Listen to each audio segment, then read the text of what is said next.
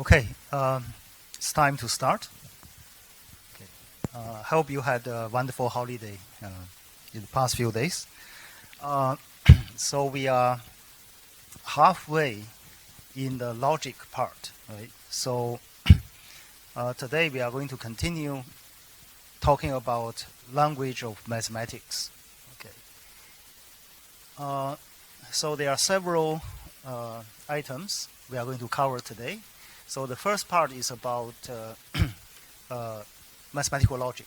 It's about something called quantifiers and how to take negation of quantified statements.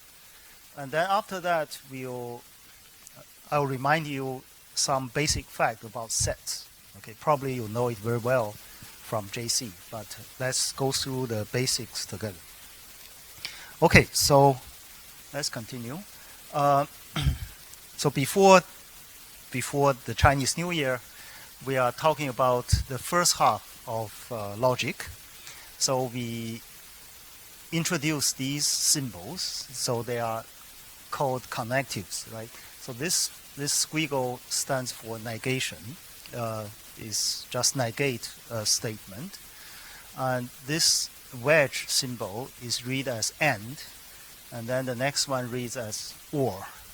And this is if then, and this double arrow stands for if and only if. So just now somebody mentioned that these things are just like the and or gates, right? If you are familiar with computer science. Okay, so we introduce these connectives, and then we talk about how to calculate the truth based on the truth tables. The connectives will combine some simple sentences together, right? So if you know the truth value of this component, and then based on the truth table, you can calculate. You know whether the complicated sentence is true or false, right? We also had one example of a mathematical proof. So we show that some funny number is not a perfect square, right? So this is what we have done before Chinese New Year. Okay, so today we are going to talk about the remaining part of logic. So the reason, let me repeat the reason. So the purpose we are spending 2 lectures on logic is because these are part of mathematical languages, right? So this is a course about mathematics. I can't avoid using the symbols. So from time to time, you'll see those and or, if then, and for all there is. You'll see lots of things because those are part of mathematical language, right? So we can't talk about mathematics without using the language of mathematics. So that's why we spend some time on these. Okay. So today we are going to concentrate on something called quantifiers. So according to Wikipedia, the quantifier means the following. So in linguistics and grammar, a quantifier is a type of determiner such as all, some, many, few, a lot, and no. So those things. So that indicate quantities. So the indicator doesn't mention the number. They are not numerals. So they are not 10 or 3, but something like many or few or some. Right? So those things are called quantifiers. Now, every natural language has quantifiers. For example, English has these. Right? Chinese also have some, and I'm sure you know other languages also have quantifiers. But in mathematics, people didn't study quantifier until very late, until the late 19th century. So as you know, those and or were studied by maybe ancient Greek. But to study quantifiers, this happens very, very late. Okay. So in mathematics, there are two quantifiers. One is written in this form. So this is a capital A flipped. So this stands, we read it as for all. Okay. So you can also read for any, for each, for every. It's just it's make some universal claims. Okay. So this is called universal quantifier and read as for all. Okay. Now there's a dual or something paired with this universal quantifier. It reads as there exists. So the in symbol is like a capital E, but flip in the other way. So this reads as there is or there exists. Right? So you can read as there is, or we can find, or for some. Right? So it is called an existential quantifier because it makes some existential claims. So there is something, right? So it's existential. So in mathematics, we only study these two. So we don't use all of these, but we concentrate on for all and there is. Okay. So I need to use some notation because I need to mention some sets. I know only in the second half of today we are going to I'm going to remind you something about sets, but I believe in high school or in JC you have learned you have some knowledge about sets. Okay, so let's go through these symbols because I'm going to use them. So we have this Z written in this way with an extra stroke in a blackboard style, whatever. So the set of integers is denoted by this Z. It's a set of numbers like this. It contains 0. It contains positive, negative integers. So you have plus minus 1, plus minus 2, and so on and so forth, right? So why we use Z? Because in German, a number means is Zahlen, so it's number in German. So we use Z. And then if we add superscript plus, it means we only consider the positive integers. So the set of positive integers is denoted by Z, but with the indicator plus. So it means positive ones. So it's a set of 1, 2, 3, 4, and so on and so forth. And then this is also the positive natural numbers. So the n will stand for natural numbers. With a plus, you take the positive ones. So it's 1, 2, 3, 4, and so on and so forth. And then the rational numbers denoted by Q, again written in a different style. Okay, so Q is the ratio of two integers, right? So it's A over B, where A is an integer, B is an integer, while we don't consider B, we don't allow B to be 0. And you'll know if you have two negations, two negative numbers, they will cancel. So you don't need to consider B as a negative number. So the set of rational numbers are the ratios of two integers, and it's denoted by Q. So Q stands for quotient, right? Because it's a ratio, it's a division. And then you have the set of excuse me. So the set of real numbers. Well, R stands for real numbers, and we have seen several times. So real numbers are like square root 2 or pi or rationals, all the numbers you usually deal with are real numbers. And I don't know how, maybe I'll mention complex numbers, maybe I will not. So there's a larger class than real numbers called complex numbers. So you know there's like square root to -1, right? So you have If you introduce that, you are talking about complex numbers. But in today's lesson, we are not going to touch complex numbers. Now, for rationals and real numbers, sometimes we consider the positive rational numbers and positive real numbers. We'll use this Q plus or R plus to indicate we are looking at the set of positive numbers. Okay. So these are the notations. Okay, so now with these notations, I can give you lots of examples of mathematical statements using quantifiers, involving quantifiers. So let's look at this statement. So the statement says, for all integers x and y, we have x plus y is y plus x. Right? So now this is a quantified statement because it involves for all. So if I write this into mathematical symbols, it's like this. Remember, this stands for all. Right? For all integer x, for all x in the set of integers, and for all integer y, x plus y is y plus x. So this is the symbolic translation of this English sentence, right? So it's quite easy.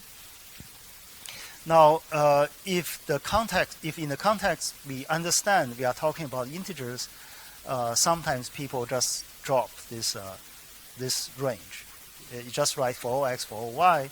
Suppose you know you are talking about integers. Okay, now let's look at a few other examples. So how about this? So it says, for each pair of positive real numbers, r and s, there exists a real number t such that the product r times s is t squared. Right? So I want to translate this into symbolic form. So let's see. So I need to say for each pair, right? So it means for all pairs, for all pairs of real numbers. And then I can say for all r, which is a positive real number, for all s, which is also a positive real number, because I'm going to talk about pair of things. I talk about two things, right? So I'll say for all r, for all s, which are positive real numbers, there exists a real number t. So there is a t somewhere in the real number, such that the thing in the bracket happens, such that r times s is t squared, right? So you see here we have several quantifiers for all, and there is. Okay. Now, okay, so let's see one more. So for example, we can consider this sentence. For all pairs of integers x and y, for which x is less than y, there is a positive integer z such that x plus z equal 1. Right? So these things, they are mathematical statements. Right? Usually in real life, nobody talk like that. But in mathematics, this is quite common. Right? So let's write this mathematical statement in symbols. So it says, for all pairs of integer x and y. So it says for all x, which is an integer, for all y, which is an integer, right? This take care of for all pairs of integers, x, y. Okay, for all x, for all y in z. Now, here is a condition for which x is less than y. So this is a condition on the pair of integers. So we have to write it as a condition on the statement. So it becomes if x is less than y. Right? So here, for which x are less than y is a condition on the integers x and y. So we put it here because the implication is a conditional statement. So we write it like this. If x is less than y, then something will happen. So what will happen is there exists a positive integer z. So there is a small z in a capital Z plus, right? So this is a set of positive integers. So there is a small z, which is positive integer. Then something happens such that x plus small z is y. Right? So this is again a symbolic form of that. Okay. Now we'll see a couple more examples until everybody get tired. Okay. So now I want to talk about prime numbers. So last time we have seen prime numbers. I didn't describe it last time. So now here is the formal description. So let's recall a prime number is a natural number bigger than 1 that is divisible only by 1 and itself. Okay, for example, if you look at 2, 2 is bigger than 1. Now if you try to find these divisors, if you look at other integers which can divide 2, you only get 1 and 2. Right? So you only get this number 2 is divisible only by 1 and itself, which is 2. Right? So let's look at one more. Let's look at 5. Right? So 5, if you study the factors or divisors of 5, is either 1 or 5. Right? Because 2 doesn't divide 5, 3 doesn't divide, 4 doesn't divide. So therefore 5 is also they call it prime number. Right?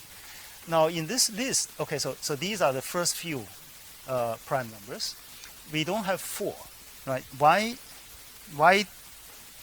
don't we include 4? Because 4 is divisible by 2, right?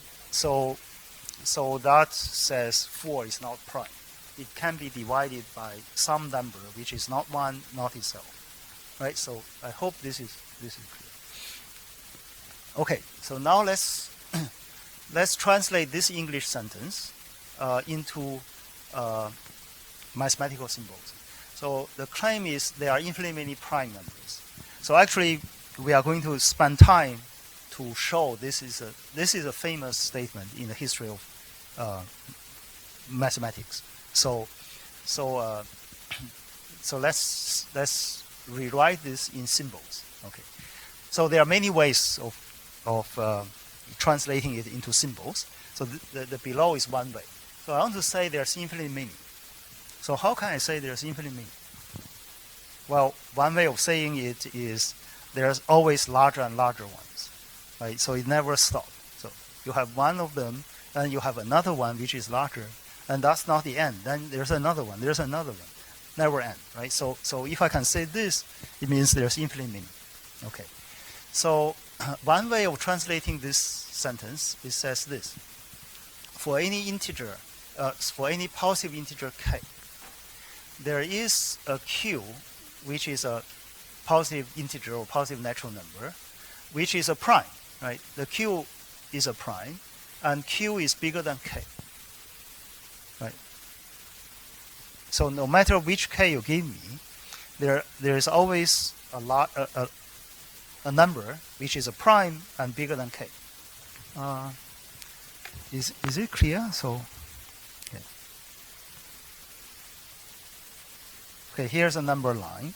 So it says this. So you give me a k, right? And then I can find, so this is given. This is, you give me a k. I can always find a q. Right? So this is, I return you, right? I return you a q so that q is bigger than k. Q is bigger than k, and q is prime. Right? So on the face of it, I only claim there is a q bigger than k, right? But actually this says there's infinitely many prime numbers. Why? Because you see here, I give you one prime number, but this sentence says for any k, right? I can change, say, think of q as another k. For example, think of this q as k prime, as some other integer. By the same statement, there will be a q prime, which is bigger than k prime, and q prime is a prime. Right? So the process can apply to q as k, and then you get q prime. But the same statement, because it claims for all, so also the same statement apply to q prime. You can think of q prime as k double prime, and then you'll find another prime which is bigger than k double prime, that is bigger than q prime. So this process will go on forever, right? So with two quantifiers, we can say something quite complicated, right? Because if you want to claim there's infinite many, it's not so easy, right? You can't, because you have to say there's more than 1 billion, but with the help of quantifiers, you can say there's infinite many in this way. Okay, so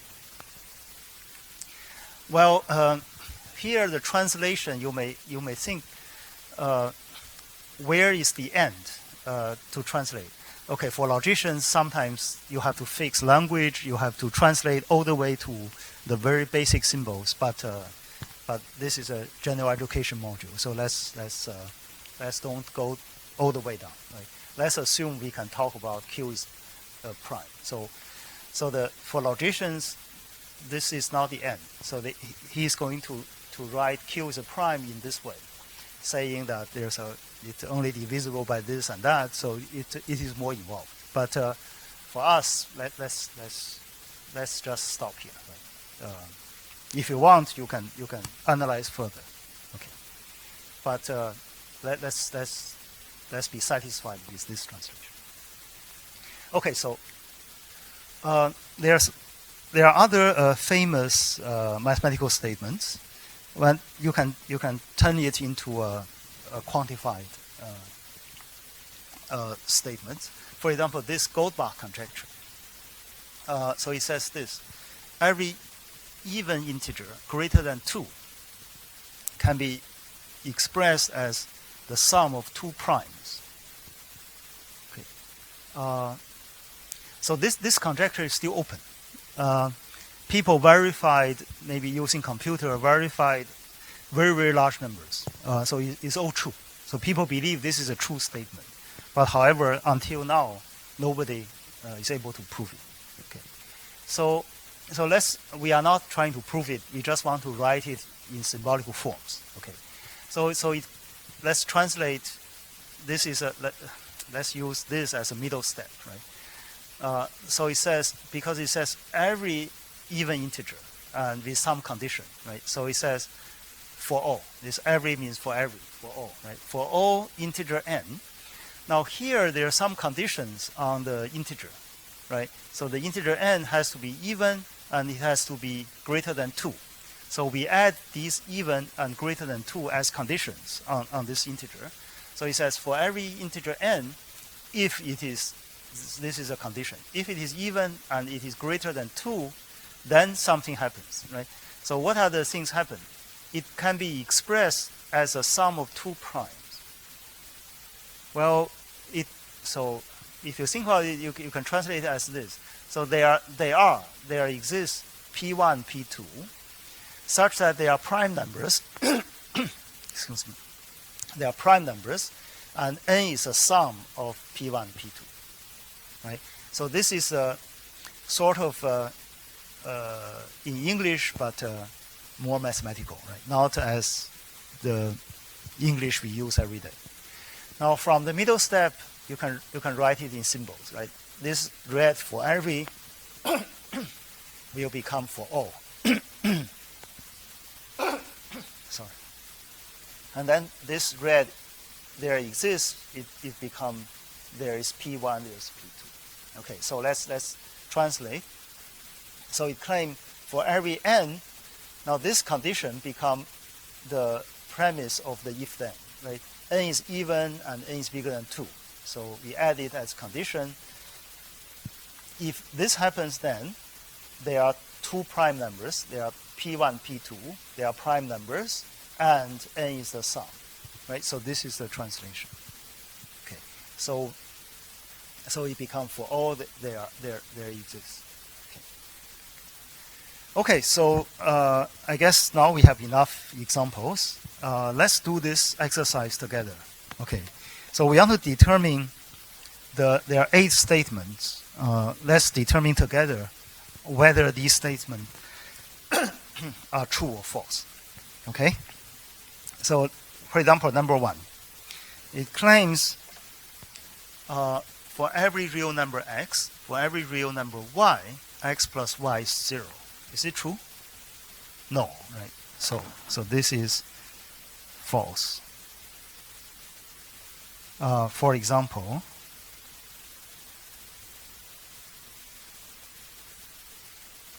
well,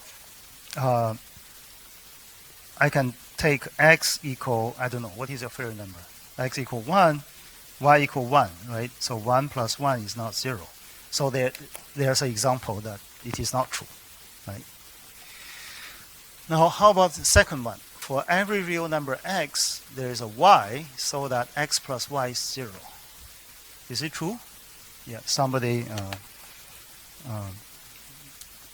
says yes. So this is true. Okay. So now what is the y? So give me an x, right? I have to return you a y to demonstrate x plus y is 0. So just take y to be minus x, right? So because you know for each real number there's a negative. For example, for 1 there's a minus 1. For 2 there's minus 2. 0, the minus 0 is itself. So you give me an x, I will return you minus x. So x plus minus x will give you 0. Okay. Now let's look at 3. So it says there is an x for every y, for every real number. So there is a real number x. For every real number y, x plus y is 0. Is it true? No, right? So the problem is this x is fixed. If you choose the x, and then x has to add any number equals 0. This cannot be, right? So for example, so this is false. So for example,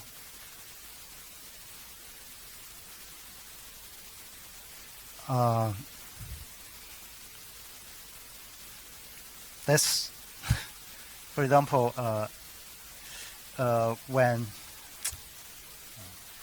when y is x plus 1, I don't think it is 0. Let's try. You see, you give me, you can only give me one x. I can choose lots of y's, right? So you give me x, I don't know. I can say, is the x equal 1? If x is not 1, I'll give you minus 1. Right? If x is 1, I give you another, I give you 0. So no x can add every y to 0. Okay. So I leave it to you, the concrete example, because you probably need to divide into cases. Okay, now let's look at 4. The number 4 says there are x real number. There are real numbers x and y, so that x plus y is 0. Is this true? Yes, right? I give you, okay, so again, let's take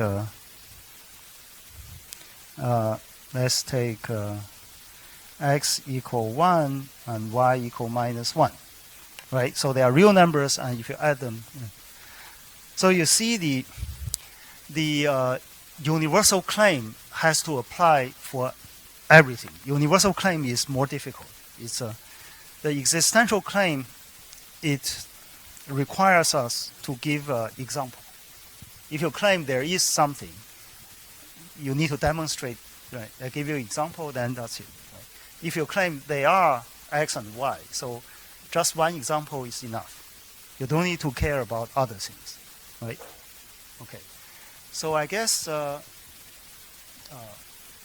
4 examples probably is okay. So I leave these to you. Okay, so let's give yes or not. Let's give yes, true or false answers, and then I leave the examples for you. Okay. So is this true? Number 5. For every real numbers x and y, x times y equals 0. True or false?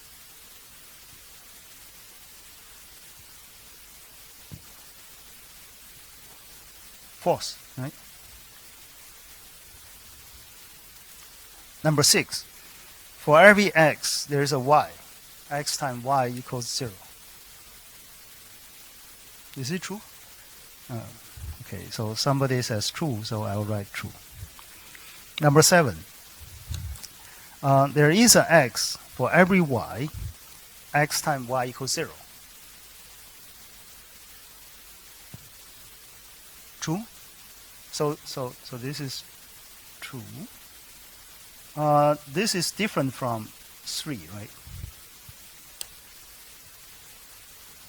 So notice that these two are different. Okay. Now, how about number 8? There is a x, there's a y. X times y equals 0. True, right? Okay, so this is true. Okay, good. So I guess you know what is going on. Okay. All right, so let's move on. So the second item of today is to negate the the quantified statement, right? So we write statement into symbolic forms. One advantage is finding its negation is easier, become mechanical. So you'll see it is much easier than by looking at English sentence and know the meaning. So let me try. So let me try to explain this short sentence. So so the short sentence says, once we have a statement in symbolic forms, finding its negation become routine because you just manipulate the symbols. You don't need to think of the meaning.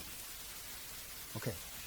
Now, why this is interesting? So here is a quote from a famous mathematician, it's Michael Atiyah, who passed away last year. Okay. So he made a comment about algebra and geometry. So I don't know how much you experience algebra and geometry. So the geometry is how to say? It's very intuitive because you have figures, you have circle, line, so you know the meaning. Now, algebra is a bunch of symbols. We can't define algebra, but it's manipulation of symbols. So here is there's a contrast between geometry and algebra. In mathematics, especially after 19th century, there are more and more algebra tools for study geometry. Okay, in the old days, for example, in Greek times, geometry is how to say? You look at figures, so you can, if you want to show something, you can say, I move the circle on the plane until it touch this line. So you can do something which is very intuitive. It's like describing pictures, right? Now, after 19th century, people use algebraic tools. So it becomes just symbols, calculate something in a very complicated way. You don't see pictures. You are looking at some rings or some, there are some funny mathematical objects. You manipulate symbols, and then it tells you more about geometry. So Sir Atiyah was making this comment. So this is like Faust, right? You know that. So algebra is the offer made by the devil to the mathematicians. Okay. So the devil says, I will give you this powerful machine. So algebra is a machine. It will answer any question you like, right? All you need to do is give me your soul. Give up geometry, and you will have this marvelous machine, right? So this is some kind of joke. Or we are really interested in geometry, right? But with the help of the symbols, we understand more. So the symbols or the algebraic tools is like the offer made by the devil. Right? Temporarily, you forget the meaning, You forget what you really want. And then just by playing with these symbols is easier. You can get what you want, right? So this is the same thing happened in our logic statement. Because if you don't write it in symbolic forms, taking negation sometimes is difficult. But once you write in symbolical forms, taking negations is like become mechanical, become routine. So it's like the offer made by the devil. So temporarily you forget about meaning, and then you just play with symbols. Then somehow actually you get what you want, right? So this is it has a flavor of these geometry, like algebra and geometry. Okay, so let's look at the examples, right? So for example here, let's consider this statement. For each positive integer n, the integer 2 to the n plus 1 is prime. Right? So this is a mathematical statement. Now, we want to find its negation. Now, if you don't change it in symbols, you have to consider the meaning. Right? What does it mean for each positive number? And then you have to try to negate the meaning and write the negation into English. Right? But as you see in this slide and next slide, it's much easier to turn it into symbols, and then symbolically you manipulate. Okay, so let's see how we manipulate. So we write it in symbols first. So this says for each, right? This is universal for every n, which is a positive integer. For every n in z plus, this funny number, 2 to the n plus 1 is prime. It just says this. Symbolically, it says this. Okay. Now, so there's some history. So this statement actually come from history, right? So you know there's a famous French mathematician, Fermat. He is famous because he has this Fermat's last theorem or something. Probably in future I will tell you what exactly it is. So he is one of the famous mathematicians. Okay. So Fermat knew that this 2 to the n plus 1 is prime for first few numbers. So if you try n is 1, 2, 3, 4, you all get primes. Okay? So, but he didn't study what happened 2 to the 5. Right? 2 to the 5 is 32. 2 to the raised to the power 32 is a big number. Okay? So it's like this. So Fermat didn't spend time to study whether this is a prime or not. Okay? So he was unable to decide. Now, until another famous mathematician, Euler. So Euler in this year, 1732, found that this number is divisible by 641. Okay. So therefore, as a consequence, it is not true, right? So this is not true. For every positive integer n, this guy is a prime. It's not true because there is a counterexample. There at least one n, that is n equal 5, for which this is not a prime. So therefore, the negation is there is a n, so that this number is not a prime. Right? Okay, now if you compare this with the original statement, right? So original statement says for every n in z plus, this number is prime. Now if you take the negation, it becomes there is an n in z plus. This number is not a prime. So if you compare this, what we have done is flip this there is to for all. The flip is not literally flip, but is change the quantifier. You change the universal quantifier to existential quantifier, right? So you change the quantifier and negate the thing in the bracket, right? So originally it is a prime. Now it becomes it's not a prime, right? So this is the the effect. Okay. So now this example hints the general picture, give us a hint about the general picture. So a general rule about negating for all is this, right? So suppose S is a set, right? So suppose we want to negate for all x in S, Px, right? P is a property or P is a predicate. The next paragraph explain what is a predicate. Okay, so you can safely think a predicate is like a property. Okay, so we want to negate this. So we want to negate for every x in S, P of x. Okay, so how to negate? So we flip or we change the universal quantifier into the existential quantifier, and then negate this condition Px. So in other words, so the negation of this universal statement is there is an x in S, not Px. Right. So this is the rule. So why it is become mechanical? So you don't need to know what is S, you don't need to know what is P. You just do this mechanically. You change for all to there is, and then push the negation inside. Right? So this is the rule. Now, the word predicate comes from linguistics. So a predicate is one of the two constituent parts of a sentence. So it is the rest of the sentence apart from the subject. For example, Singapore is a wonderful country.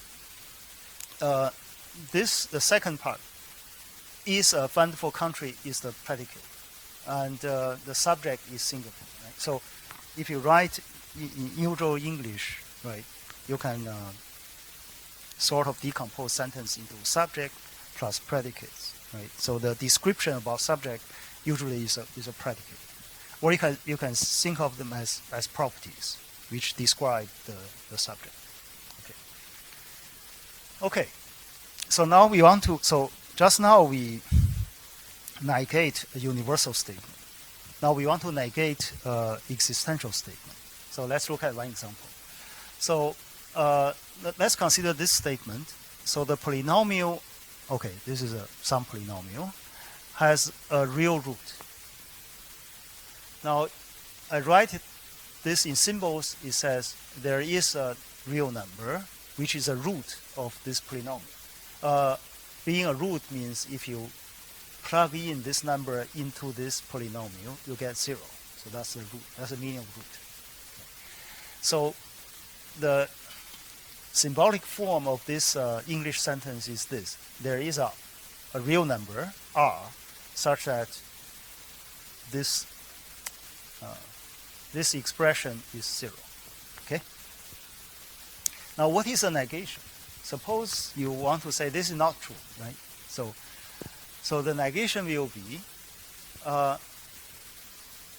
this polynomial has no real root, right? But how do we turn this into a symbolic form? So this has no real root means every real number is not a root, right? Because there's no real root. So you give me a number, it definitely is not a root. Okay, so in other words, each real number is not a root. Okay, so in symbol it is this. For all r, small r, which is a real number, it is not a root. So if you plug in r into this funny polynomial, you will not get 0, right? So now the observation is, okay, let's compare the two equations. The negation of the first one actually follow the same pattern. We change the there is to for all. We flip the quantifiers and then push the negation into the bracket, right? So originally it says this polynomial is 0. Now the negation will say this polynomial is not, this number is not 0, right? So here is the summary. So to negate the existential statement, you do this. You flip the existential to universal, and then change the condition from equal 0 to not. not equal to 0. Right? So this is the example. Now let's summarize using the same set S and same predicate P. So suppose you want to negate this sentence. There is an X in S, PX. Right? What you need to do is to flip the quantifier. You have to change there is to for all. And then you negate the condition Px. Right? So the negation of this sentence, there is X in S, P of X, becomes for all X in S, not P of X. Right? So again, you just do this symbolic manipulation. Okay. I don't know how many of you have studied epsilon delta or the limit. So anyway, so if you study mathematical analysis, there is a definition for limit. So it says for all epsilon there's a delta, something happens. Now if you want to say a sequence or a function does not have a limit, you are going to negate this. It has a limit, right? You define the meaning of something has a limit. Now suppose I want to ask you, what does it mean of this guy does not have a limit? So you have to negate the sentence. Well, because the sentence was complicated, usually it's hard to negate. But with help of the symbolic manipulation, you can easily negate the sentence. Now the example is too complicated for our course. But if you have some experience in calculus or in mathematical analysis, and then you know what I'm talking about. Anyhow, so let's continue. So let's look at this, right? So let's do these exercise together. Find the negation of the following statements. Okay, so the first one says all Singaporeans are kiasu, right? Or okay, whatever. So what is negation?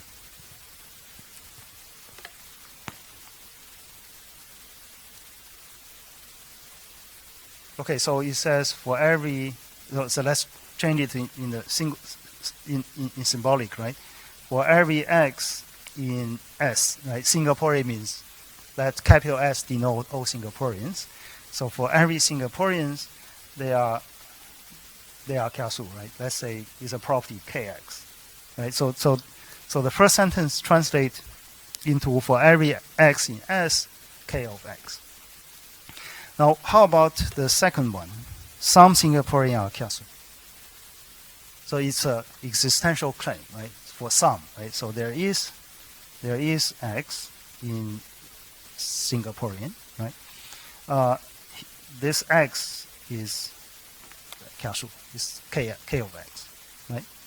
So now, how do we negate?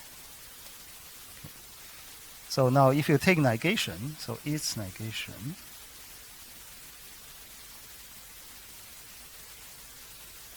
So the first one, we have to flip, right? There is X in S and not Kx. Right? It says some Singaporeans are not kiasu, right? There is one, maybe one of the people in the audience, right? There is someone, there is a Singaporean, he or she is not kiasu, right? So that's a negation. Now, how about the second one? So it's negation. Okay, so we flip, right? So it's for all X in S, not K of X, right? So the negation of the second sentence means all Singaporeans are not kiasu, right? So in these cases, probably it's not too hard. In the tutorial problem, you'll see some maybe slightly more complicated sentence. Okay. I hope these examples are clear. Okay. Now, actually, if there's only one quantifier, you probably don't need to do it symbolically. But if there are several quantifiers together, then taking negation So the how to say, the symbolic method will make life much easier. Okay, so let's see one example. Suppose I want to negate this funny thing, right? So so the sentence says for all x there's a y for all z. Some property, something happened to x, y, z. Right. Okay, so now I want to take negation of this. Now let's do it step by step, right? So suppose I want to take negation. So this is a universal statement, right? Begin with for all. So when I take negation, I first flip this, right? Remember the rule is you flip the for all to there is, and then push the negation inside. So think of this as inside. The inside start from there is a y. So you flip this for all x to there is x, and then you push the negation. Now you are going to negate the sentence start from there is a y. Okay? And then we are facing there is a y. So we apply the rule to there is a y.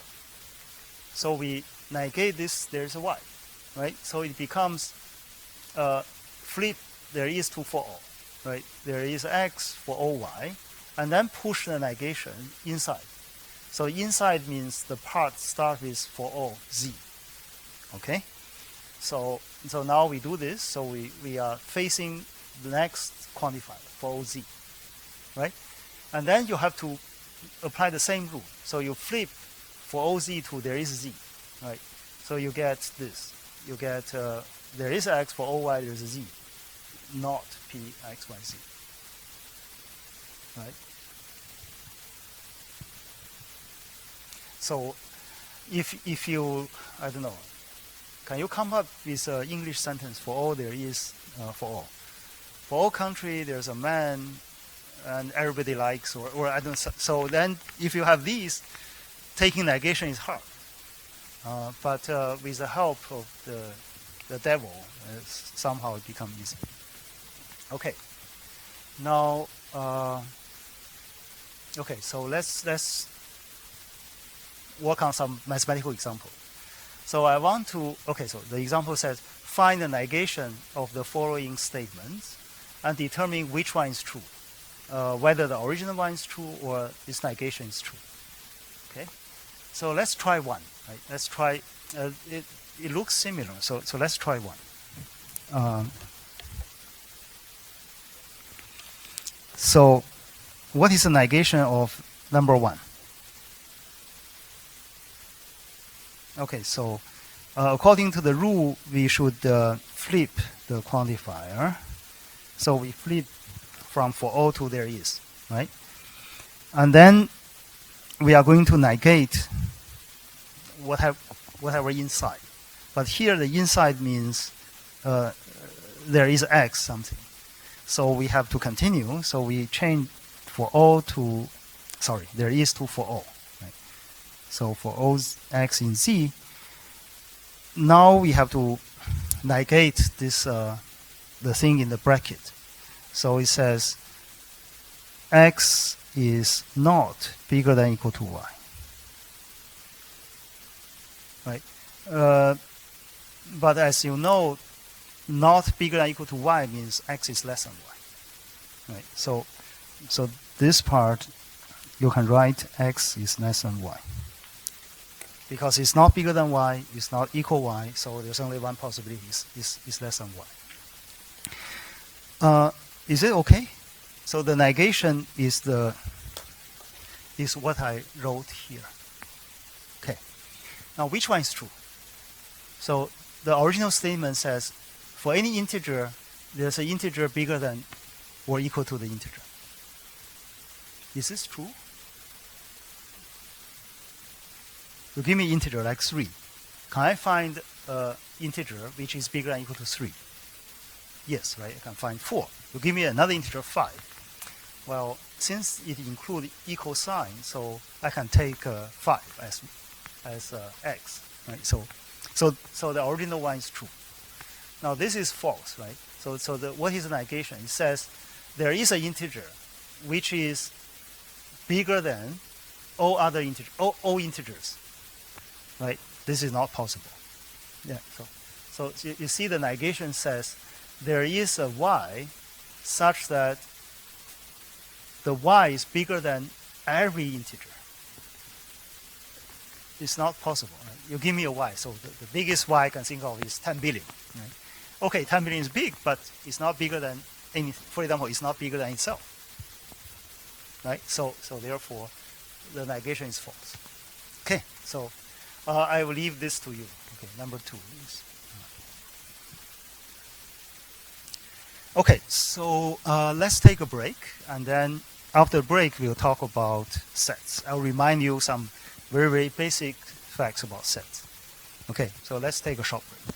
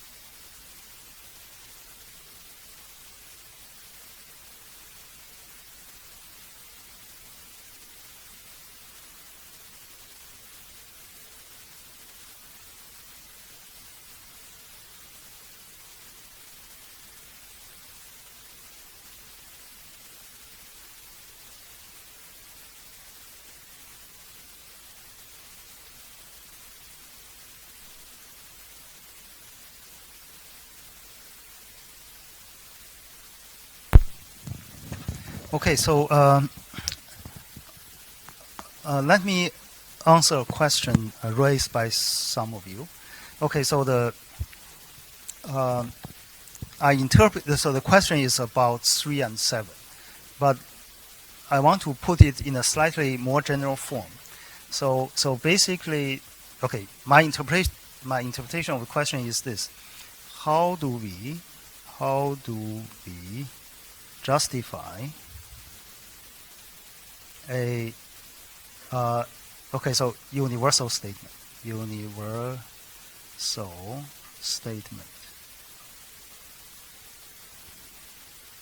Okay, so now let's now we can have it's a parallel or it's a similar. How do you or how do we justify an existential statement, right? So the question was because here I want to convince you a complicated sentence, right? So some sentence with for all begin with for all, some sentence begin with there is, right? So how do we suppose I want to justify this? What should I do, right? So now let me change his question into the pair of questions on top, right? So one is a black one. How do we justify a universal statement? The second one says, how do we justify an existential statement? Okay. Any ideas? So the red part is easy. How do I justify existential claim? I just demonstrate one example, right? So I claim there is a devil, or I claim there is a something. All I need is put the devil in front of you, right? Just catch one devil there. Right? So to claim there is something, all I need to do is just give you one example. Okay? So for example here, number 7. If I want to say there is an X, some funny thing happens. All I need to do is give you an X, right? In number 7, I can give you the X, which is 0. I give you X equals 0. No matter what Y you give me, 0 times your Y equals 0, right? So all I need to do is give you one example. Okay, so here, how do you justify? So the answer is just give one example of such thing, right? Okay. So far so good. Okay. Now how about the black one? How do I justify a universal statement? Now this is much more complicated because I have to say everybody. So potentially I have to give you, if I want to give you an example, I have to exhaust all possible cases. Now in these, there are so many real numbers, I cannot exhaust all of them, right? So to justify a universal statement is more difficult. Usually it involves a mathematical argument, a proof or something. Is it okay? So this part, the black part, was more difficult. So this is, the answer is, okay, I'll say more difficult, right? So more difficult, it depends on cases, more difficult. Usually need a proof. We need a proof. Is this okay? So it's not. Usually, it's not so easy. Okay. So far, so good. Okay. Now, how about we turn around? So how do we show? So here you want to justify. Now, how about I say this is not true? How do you refute? Right? How do you demonstrate something is false? Okay. So how do? Okay. So let me just say it. How do? Maybe I write it. Okay. So I write at the bottom. Okay. So now how about this? So how do Okay, so V sounds more friendly. How do we refute a universal statement?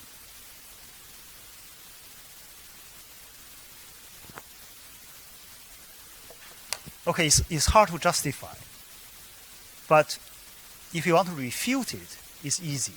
You just give a counterexample, right?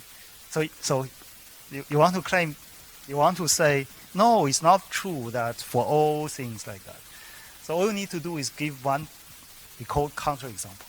You just give one example, right? So the answer is just give one counterexample.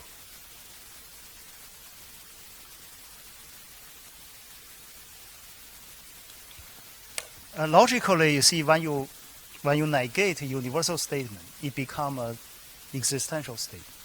So if you want to refute a universal statement, it's the same as justify existential statement. So you just give one example. Right? Now, how about the red?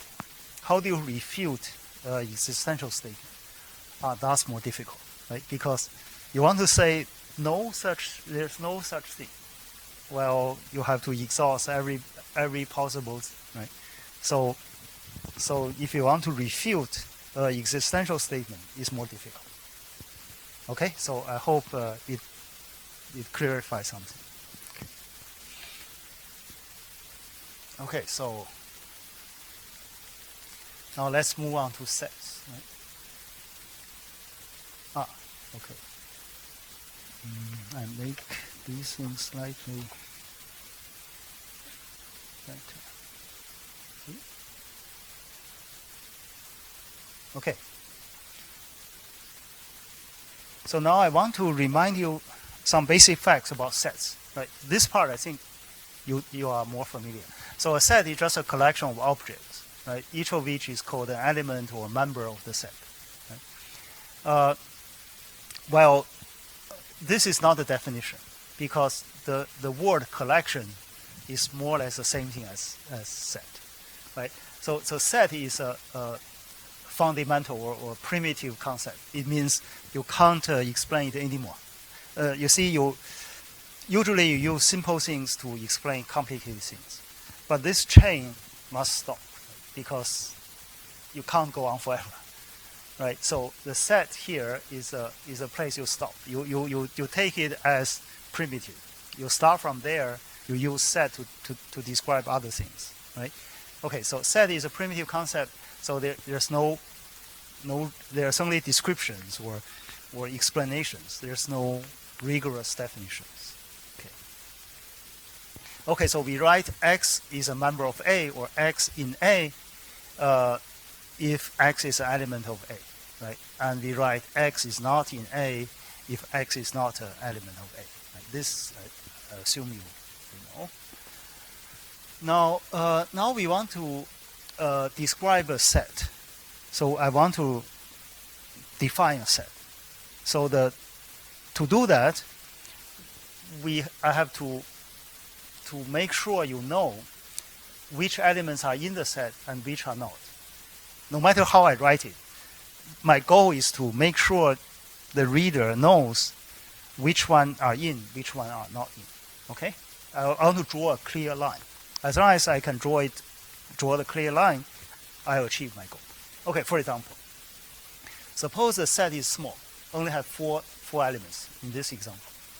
Now I just write the 4 elements, so everybody knows what's in, what's not in, right? So these 4 numbers are in. Take any other number, 2020 is not in, right? So this is a clear description of what is in and what is not in, right? So I guess this is clear.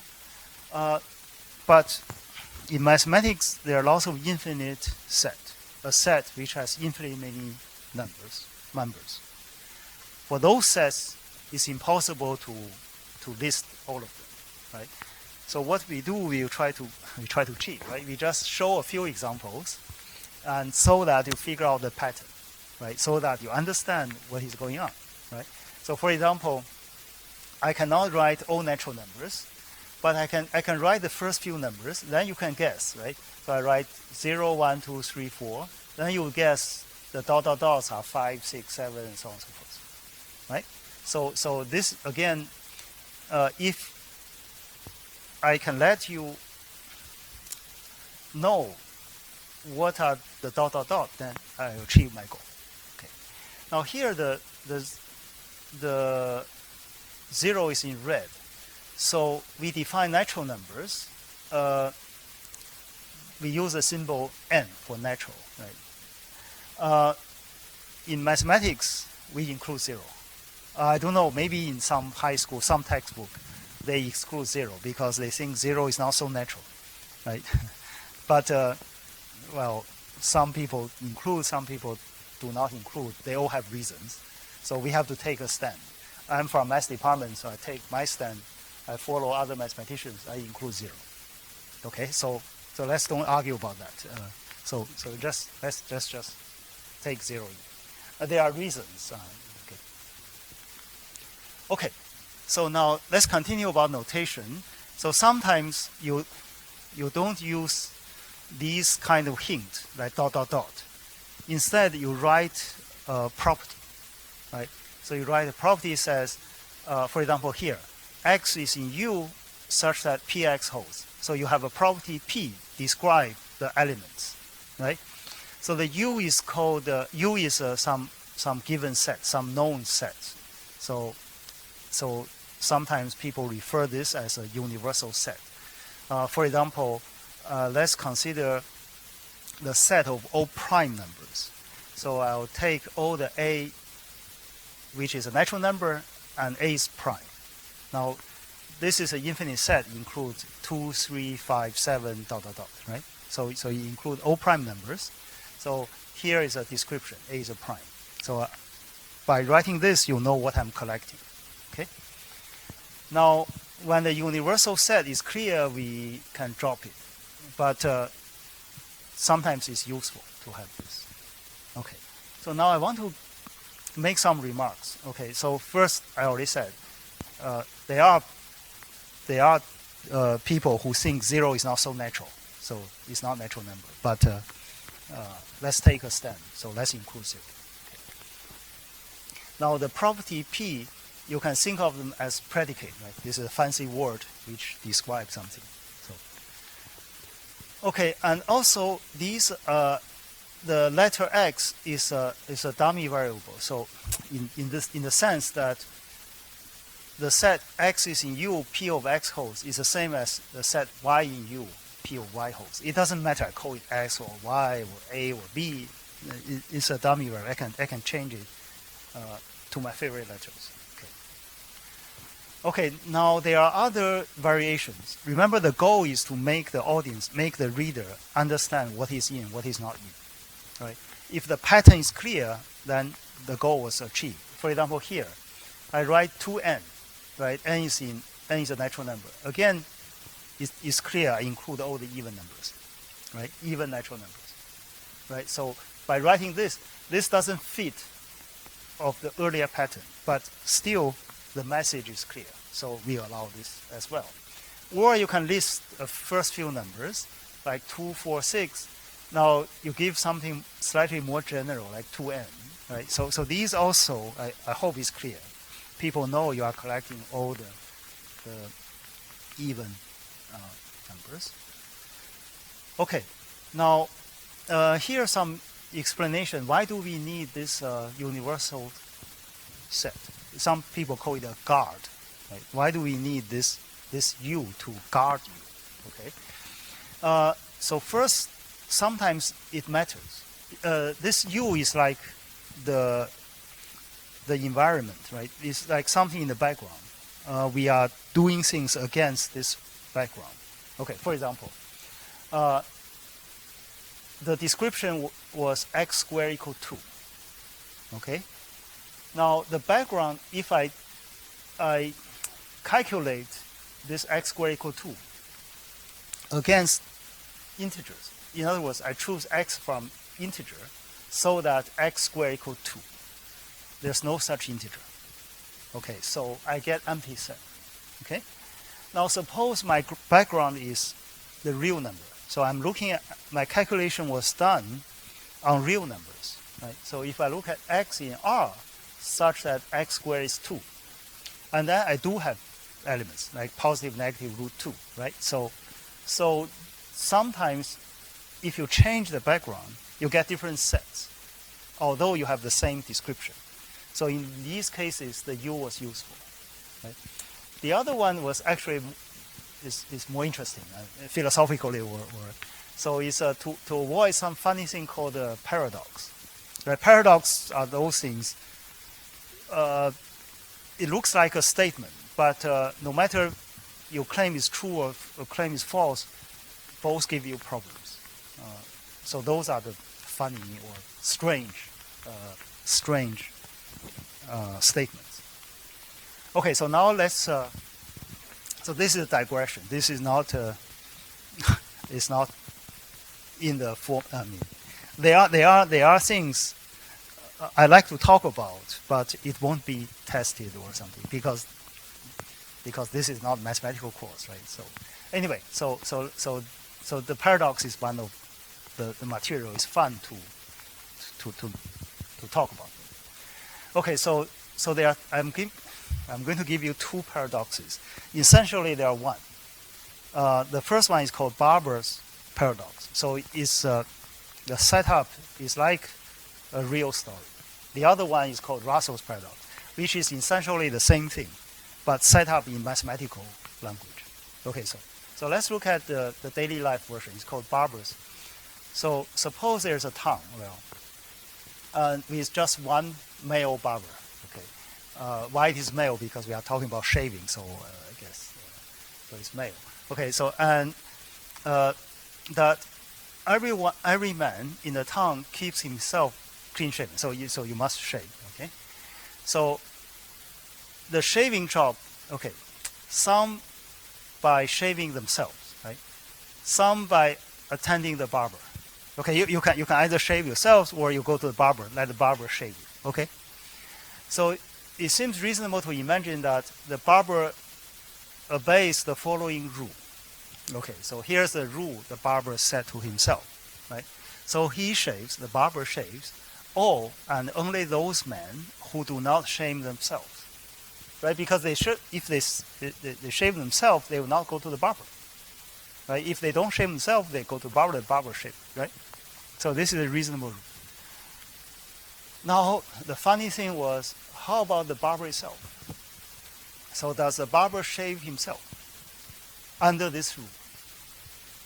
So here's a funny situation. No matter he shaves or he doesn't shave, he always violates this rule, right? Because, so the answer is we get a paradox. Because, for example, if the barber shave himself, well, if he shave, but he's a barber. So if he shave himself, he shouldn't go to the barber, right? So he violated the rule, because the barber only shaved those who didn't shave themselves. If the barber shaved himself, he shouldn't go to barber. That is himself. So if he shaved himself, he get trouble. Now, on the other hand, what happens if he does not shave himself? According to the rule, he has to go to barber, which is himself, right? So he also have trouble, right? So no matter he shave or he does not shave, he always get trouble. So this funny situation is a paradox, okay. Right? So here's the reason, right? If the barber does not shave himself, he must, by the rule, he must shave himself. That's funny. Now, if he does shave himself, according to the rule, he will not shave himself, because he only said who do not shave himself. So no matter what he does, he's in trouble, right? So this is a paradox. Now, if you think this is not real, right? We don't care. Now here's a mathematical version of that. So I will tell you more about this background if I have time. Okay. So here is the mathematical version of Barber's paradox. It's called Russell's paradox. Russell is a British. Well, he's a mathematician. He's a logician. He's a philosopher. He got Nobel Prize for Literature, and he's attend lots of he's involved in many political movements. So he's a very colorful figure. Right? So he raised this paradox. Okay, so there's some background. So it's like the rule for Barber. Okay, so here there's something called the naive set theory. So we are talking about sets, which are mathematical objects. So there are some rules or some properties we assume the set should have. But because of the funny paradox, we cannot call it a true mathematical theory. It has a naive flavor. Okay, so that's why we call it naive. It's not a perfect mathematical theory. We have to be cautious. Okay, so the naive set theory says these things, right? What makes it naive? So it has two rules. It's like the Barber's rules. It sounds very, very reasonable. Okay, so let's say, so the first rule is its sets are determined by its elements. So in particular, for any set and any object X, either X is in or X is out. Right? So I think I talked about this, nobody stand up say, no, this is not true.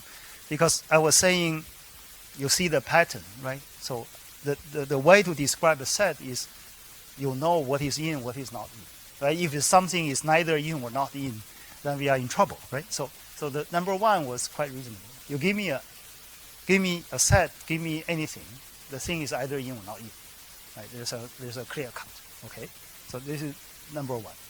The number two rule says, for any property X, P, right? You give me any property, I can collect the X, satisfy the property. So this funny bracket X, Px is a set. Right? So notice here there's no guard. Just all possible objects. Right? You collect all possible objects. If it satisfies P, you put it in. If it fails P, you don't put it in. Okay? So this is the second rule. Any property will give you a set. Okay, again, sounds reasonable, right? Okay. Now, this Russell, the mathematician, showed that these two, 1 and 2, give you contradiction. The inconsistency is a fancy way of saying it's contradict. It's like the Barber. Okay. So these two contradictions.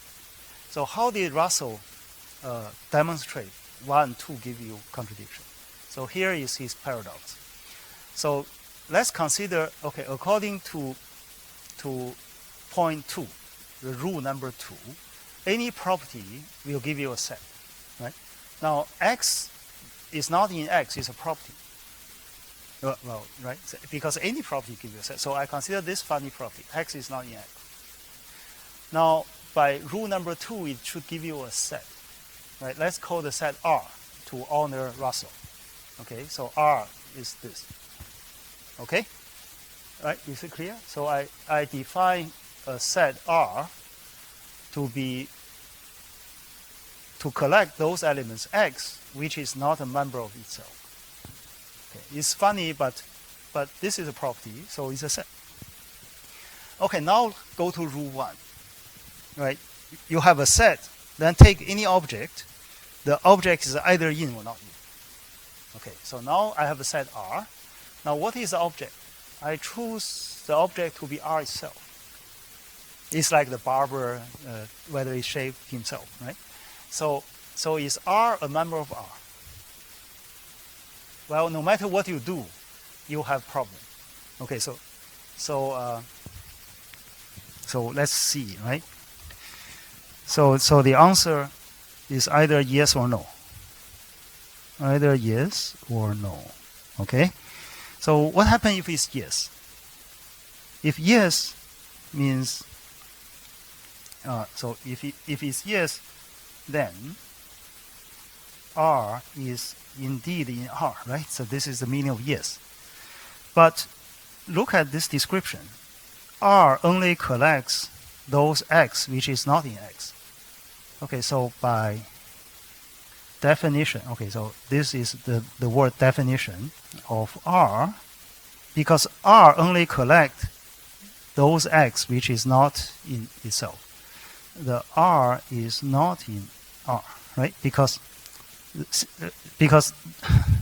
right, the condition to make you enter R means you are not in yourself, right? So therefore, from R in R, you get R is not in R.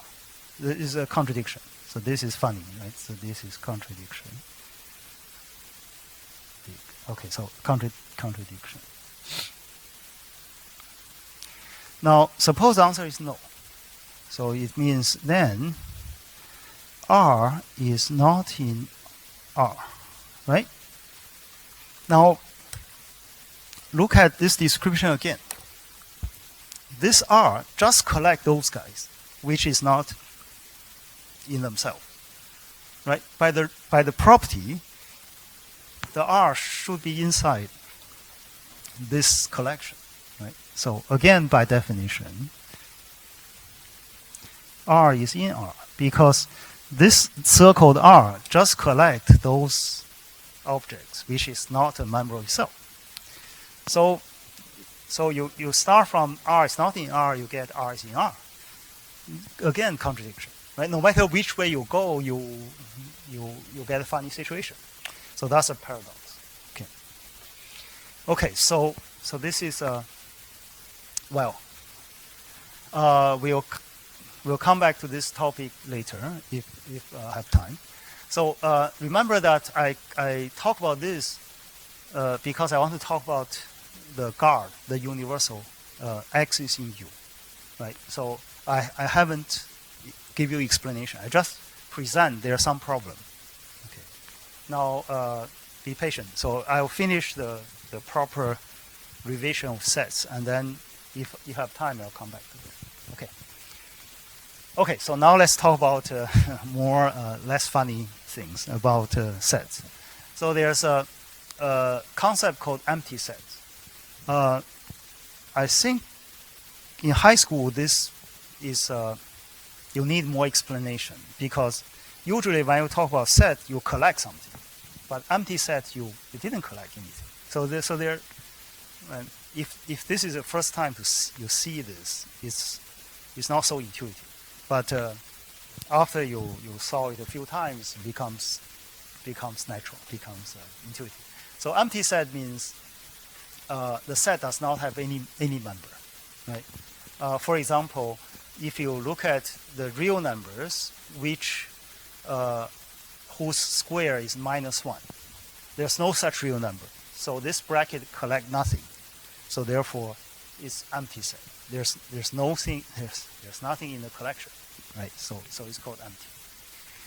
Notice again, this is for beginners. It's very confusing. So if you look at these two brackets, right, bracket 0 or bracket the empty set itself, these are not empty set because it collects something. As long as you have something inside, it's not empty set.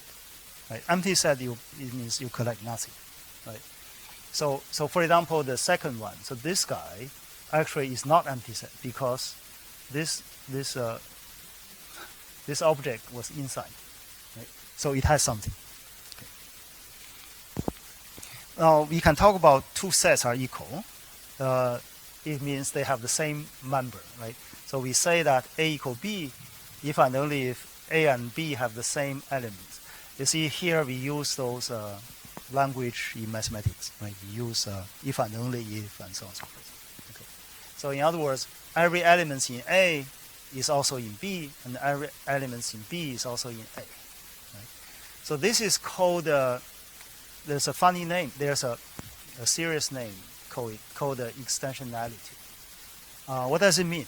It means the sets are determined by its elements. It doesn't determine by the description. Right? For example, here, you see, I give you two sets. If you look at the description, it's completely different. Right? For example, the first set collect real numbers such that it satisfies this funny equation. Right? The second set collect integers which satisfy this inequality. Right? But if you look at what member it catch. The first one, you know that there's a trig identity, right? Sine square x, sine square whatever you have alpha, plus cosine square alpha equal 1. Always give you 1, right? So this, the first set actually only contain one number, which is 1. Now the second one, again, between 0 and 2, there's only one integer, which is 1, right? So look at the two sets. If you look at their members, it's just they have the same member. So therefore, the two sets are equal. So this is called extensionality, is because it determined externally, right? It's not by the description. You see, the description are completely different. The description are different, but yet they give you the same set. So that's why it's called extensionality. It's not intentional. This is not dependent on the description. Okay. It's common sense. Right? Now you can talk about subsets. I guess we say that A is a subset of B. The notation is A, okay, using this notation, subset and equal. Right? If every element in A is an element in B. Right? So in other words, if X is in A, then X is in B. You see, there's another use of logic. Right? We cannot avoid logic. We have to use it. Right? So therefore, two sets are equal if and only if okay, A equal B if and only if A is a subset of B and B is a subset of A. Okay. Now you can say it's a proper subset, means it's a subset and not equal. So it's proper. Okay. Well, you can say A is not a subset, or A is not a proper subset, or A is a superset. You can define those things naturally. Right? I will not bother you. No. Okay, so again, for beginners, the two notions, subset and the membership, sometimes is confusing. But I guess if you are from JC, you probably know that they are different. Okay, so here's a example, which is depends on logic. Okay, so we claim that empty set is a subset of any set. This is a little bit counterintuitive, right? So why empty set is a subset? Well, so the proof. So how do we justify this? So we'll prove by contradiction, right? So we'll say, suppose this is not the case, then we get something wrong. So therefore, we cannot, how to say, therefore it cannot be false. It has to be true. Okay? Okay, so let's try. So proof by contradiction means suppose it's not the case, right? Suppose it's not the case. In other words, empty set is not a subset. Now what's the meaning of it's not a subset? It's a subset means every member in empty set is a member. Now if you take negation, it means some member in empty set is not a member, right? If you take negation, means there must be some element A, so that A is a member of the left-hand side, but A is not a member of right-hand side. This is the meaning of it's not a subset. Okay, so if you claim empty set is not a subset, you must demonstrate, right? So you must have some element A, so that this A is in empty set and A is not in X. Okay? I guess maybe you are clever. You can make A not in X. But no matter how clever you are, you cannot make A in empty set. Right? Because empty set has nothing. You cannot have A inside. Right? So therefore you get something wrong. Okay. So you get a contradiction. So you get an impossible situation. So therefore, this statement is not false. If it's not false, then it's true. Okay, so that's a argument. Okay. Well, we are going to talk about some basic property of sets. So their operation on sets. So you can talk about intersection. You can talk about union. Well, I guess I'm almost run out of time, so allow me to skip these. So sometimes it's easier to draw so-called Venn diagrams, right? So these things are example of Venn diagram. So this Venn is a British philosopher and mathematician. So here's a funny. So he there's a glass window. Just draw the Venn diagram on his college or whatever. Okay. So the example is if you take A union B, is like the shaded by green part is the A union B. So this is a Venn diagram for A union B. Now this is a Venn diagram for A intersect B. Okay, so the red shaded part indicating the intersection of A and B, right? Now we can also talk about complement. It's denoted by A to the C. C means complement. So you must against the universal set. So for example, if the square, the rectangle stands for universal set, the complement of A is a shaded, blue shaded area. Okay. Then you can talk about difference of two sets and so on. So I guess I don't have time to go through this. Okay, so there are a few things about paradoxes, but I guess today I run out of time. Maybe on Friday, if you are interested, I can tell you more about the background and tell you what happened after the paradox. So there's something interesting in mathematical history. Okay, so let me stop here, and on Friday I'll start from these pictures. Okay, see you on Friday.